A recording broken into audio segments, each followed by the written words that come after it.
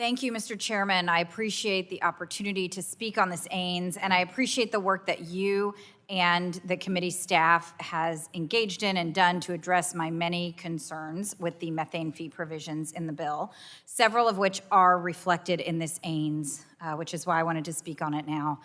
I represent a lot of people who work in the field of oil and natural gas extraction, transportation, and storage. As we've discussed before, my constituents share the concerns of the committee and the Congress, and they are committed to reducing methane emissions and fighting climate change. With Tropical Storm Nicholas bearing down on my district as I speak at this moment, I can assure you that we have a real interest in mitigating climate impacts that we see at home and across the country, as we were just hearing from Mr. Peters, and we know from our colleagues all too well. We also know that natural gas has a critical role to play in our energy mix right now and into the future.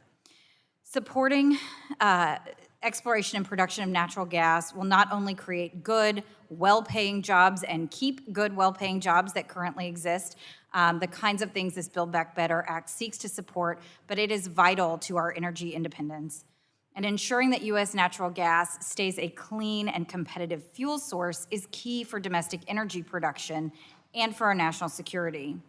So, to do this, we need extraction and transportation policies that recognize that methane leaks make American gas less competitive on the world market and make it harder to achieve our climate goals. So I've had a lot of conversations about how this can best be done, about the investment operators have already made and are continuing to make. And as you will recall, my constituents supported the CRA this committee passed earlier this year, repealing the Trump administration's rollback of EPA methane standards, and they did so vocally. I have also discussed with them the real impediments to making these investments and improvements to asset integrity, including regulatory delays and slow permitting, some of which we worked to address last year in the PHMSA reauthorization. They're also engaging in the EPA rulemaking process on methane emissions right now. So it's against this backdrop that I've raised concerns about the proposal that's before us today. And I appreciate that you and the committee have worked with me to address the problems with the methane proposal introduced in the Senate by Senator Whitehouse, which called for a basin-wide fee approach.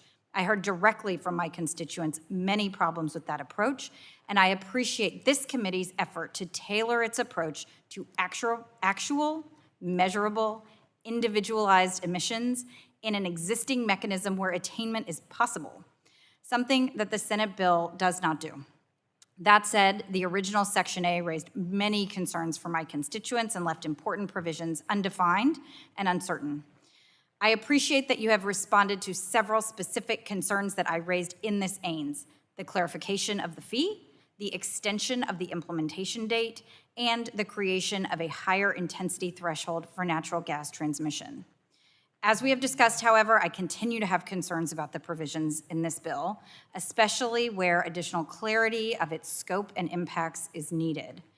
And I also want to note that while I appreciate this framework omits other substantial sources of methane emissions, I think it is important to address methane emissions from all sources, not only from the sources that are the subject of this title, but those that we know exist in other sectors, including agriculture and waste management. I appreciate that you have committed to address my concerns and to work together to clarify and respond to concerns in the final bill.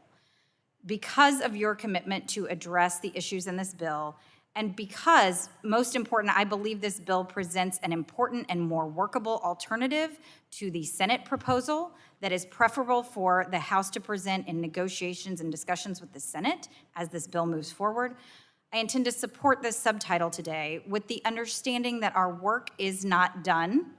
It's not done here, and that you have committed to work with me to address the continued concerns so that we can get a final bill that I can support going forward.